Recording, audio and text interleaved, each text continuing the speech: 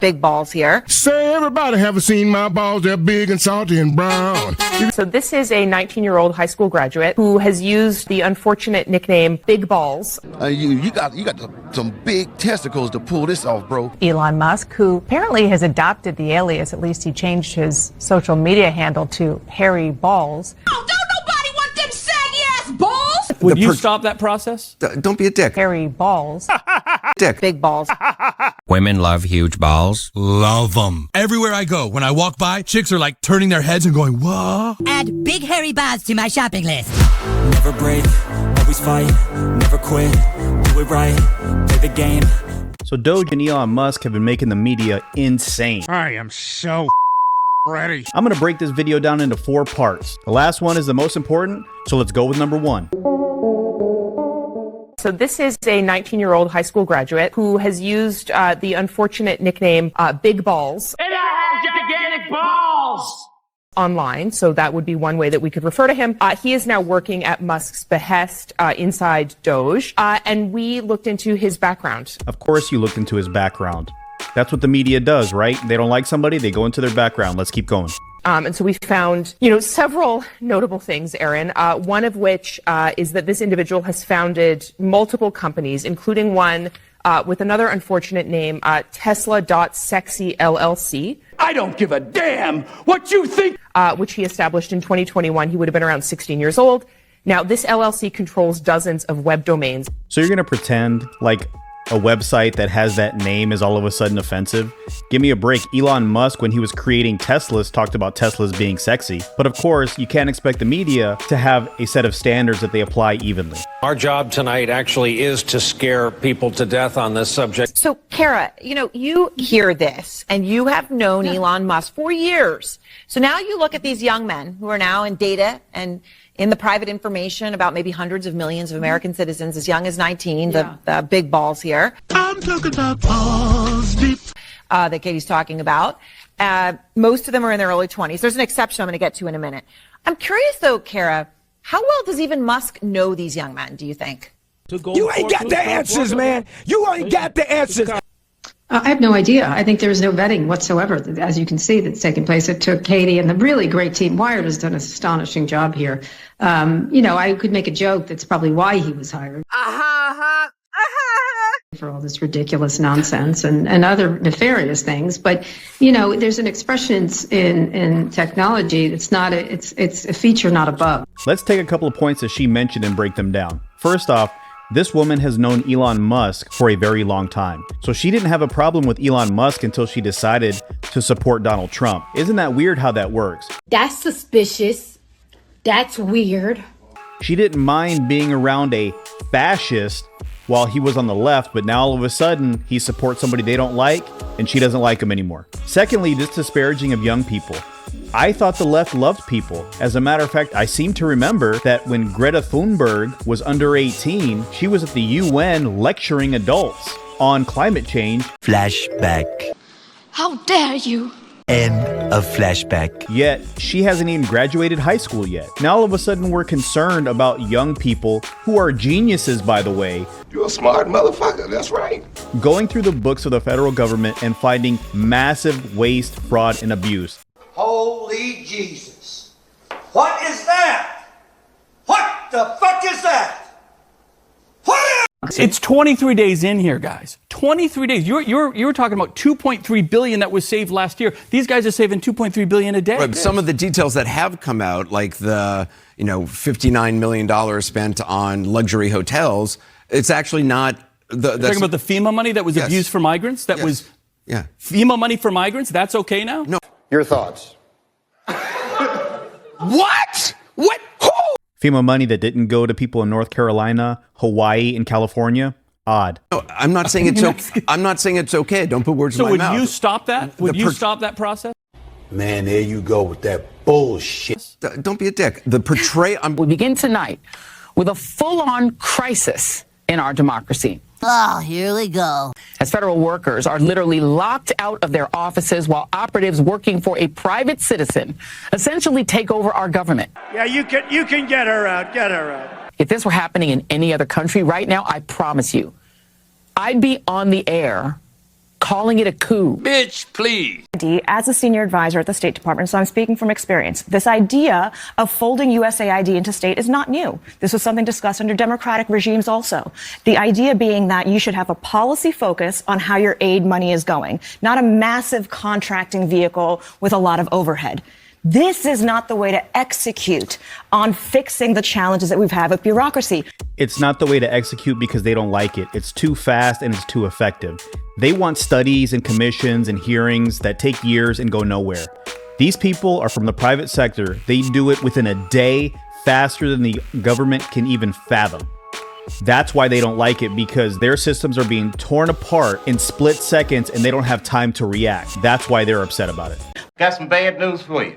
You're fucking done, son. It's over. More chaos does not mean efficiency and saving money. But you have to admit, some of the things that have been identified, the programs where the money has gone around the world, any reasonable person would look at it and say, it's money laundering. This is objectively ridiculous. Fact. And it doesn't meet the foreign policy aims of this administration or our national interests. Do we shut the entire thing down? And I don't think anybody has a problem. Truthfully, Bakari, I don't think many Americans would have a problem with saying, okay, we have money, lots of money going out the door. We need to identify what's going where. Is this helping us? Is this hurting us? And is this technically I think that's exactly what people would expect that would be happening, except that's not what's happening. Really? Agreeing with, but that's what I'm agreeing with Scott with. Because what's happening? So you've seen how the media has been handling Elon Musk and Doge. Now let's go to part 2 of the video, how politicians amp up rhetoric and talking points to create fear in the masses. DOGE committee that Elon is leading in the executive, and then there's the DOGE caucus, which is what I'm a member of in Congress. Beta! And I joined that because we were told that this is where the discussion is going to happen. Quiet. That being said, there's been no discussion. Elon's been doing it all himself. We've had meetings. It's been bipartisan. We've had good discussions. But it doesn't seem like the caucus is included on, what DOGE is finding. We were told Elon's going to audit it and make recommendations to Congress. So look, I'm going to stay for now. Bye. See you when I see you. Goodbye. But at some point in time, the caucus may just be irrelevant because Congress is not being included, even though it's our constitutional duty to either fund or cut these programs. So the reason why this politician is upset is not because Doge is doing something wrong. They are upset at Elon and Doge because these people are part of the establishment. They want committees, subcommittees, hearings where people just yell at each other and nothing happens. No. The reason why he doesn't like Doge and Elon Musk is because they are fast and effective. Elon Musk and Doge don't have to go to them and talk and tell them what they're going to do. No, they just go and do it because that's how things get done in the real world, not in politics. And this person is part of the bureaucracy. They want to slow roll everything. And that way by 4 years, oh, well, we didn't have time, sorry. And then business as usual. No, Elon Musk and Doge are handling this right now, today. To our Republican colleagues, if you do not see the light, we will bring the fire. Oh, scary. Oh, shiver my timbers. Shut up, man. Resist! We are going to be in your face. We are going to be on your ass. Ugh. We have days to stop the destruction of our democracy. We have work to do. Tell Elon Musk to take his hands off your money. I made a tremendous amount of money. We don't pledge allegiance to the creepy 22-year-olds working for Elon Musk. We pledge allegiance to the United States of America. And goddamn it, shut down the city! We are at war! I ain't calming down no more. I'm thinking you trying to calm me down. We will win. We will win. We will win. We won't rest. We won't rest.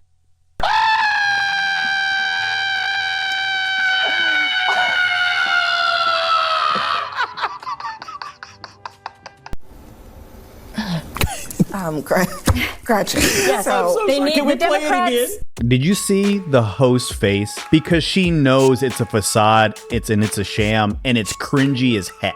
But listen to the words of these politicians. Did you hear it? War. Get your ass down here. All this aggressive language. Take away those Democrats and put Republicans there. And they would want impeachment, hearings, and they would be sicking the FBI out on everybody that was there. The hypocrisy knows no bounds. If there weren't double standards for the left, they would have none at all. The Elon Musk, where are you? Bring your over here so you can see who's here.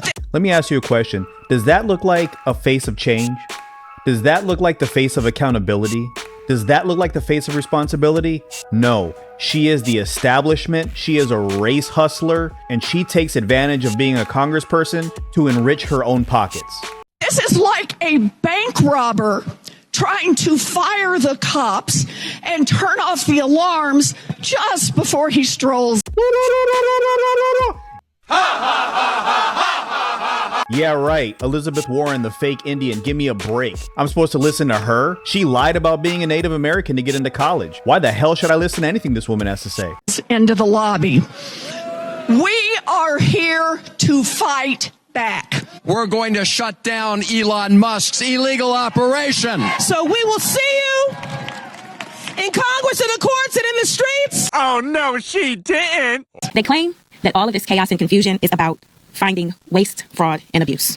Elon Musk isn't finding waste. He's blocking spending he doesn't personally agree with. Wrong. Elon Musk isn't finding fraud. He is recklessly assessing sensitive payment systems and our personal data.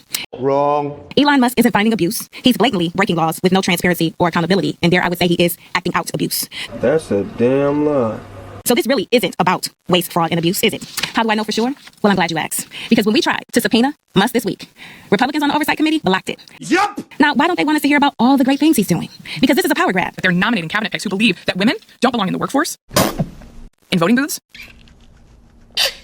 or military uniforms. But we're paying attention. We see them, and we are calling out the injustice. No, we're not going to pause what we're doing to go in front of committees and hearings. It's not happening. Nope.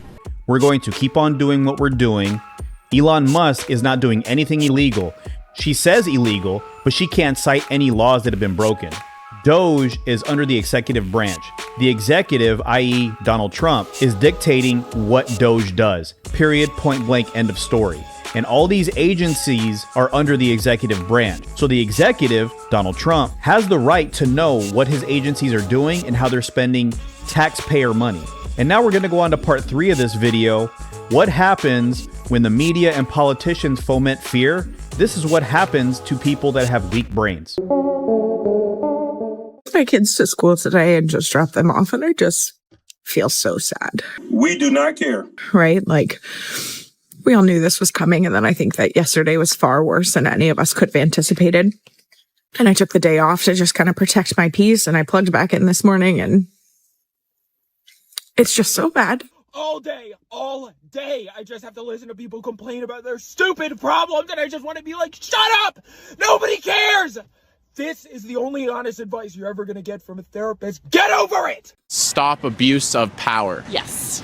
In what regard? Well, with everything that's happening in our politics, I think it's pretty straightforward. Like with Trump? Yes, it seems that money goes a long way right now. Lies and smears and slander.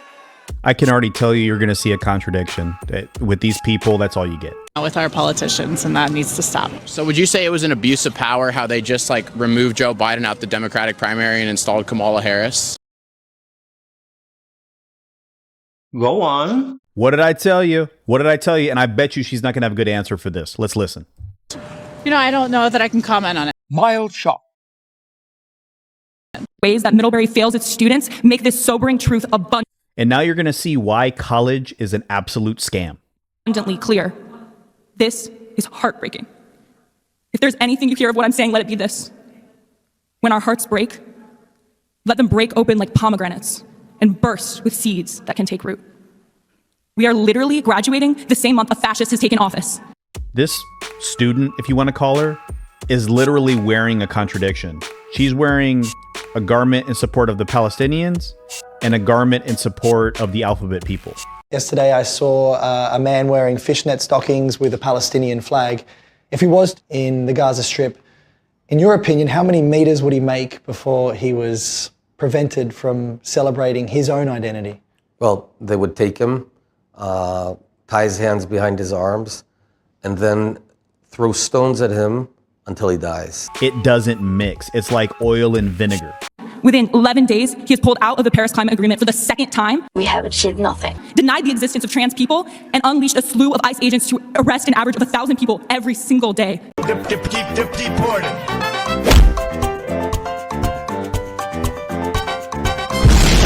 He's not denying the existence of trans people. We just don't care. Don't care, don't care, don't care, still don't care. Since they began. Yes, don't you just love the way she talks? It's so effective. That poor simpleton is wearing both a keffiyeh and a rainbow scarf. May I suggest not trying that sort of thing in Gaza, lest you be thrown off whatever tall structure remains. Now, this privileged nincompoop mentioned her college, Middlebury. This is a college that charges tuition of more than $67,000 per annum US, and the housing and meal plan costs another $19,000 plus. What the hell? So almost $90,000 US per annum to produce hysterical idiots like this. That's what $90,000 in tuition, room, and board gets you. A brainwashed idiot. He's absolutely right. So now we're going to get to part 4 of this video, which is going to be the most important. And this is why the media and the politicians are reeling against DOGE, Elon Musk, and President Trump. Because accountability is coming. For years, for decades, I've always asked myself, how is it that on a government salary, these politicians get rich? Explain to me that. I am listening. They've been enriching themselves for years. They've been insider trading for years. And now it's coming to light. Let's listen.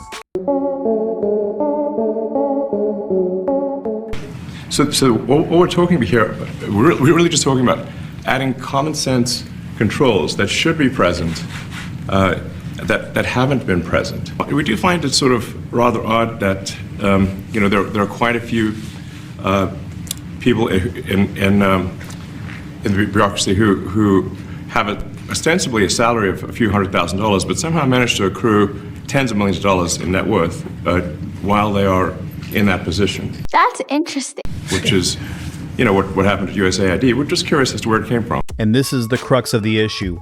All this pandering, all these talking points, all this fake outrage comes down to this. Elon Musk, DOGE, and President Trump are destroying the levers by which Democrats enrich themselves and wield power. And the American people have been fed up with it for far too long. So now it's time to get things done. Hey, I'm glad you watched this video. Please like, comment, subscribe the video. Never break, always fight, never quit, do it right, play the game, win it life, have no shame.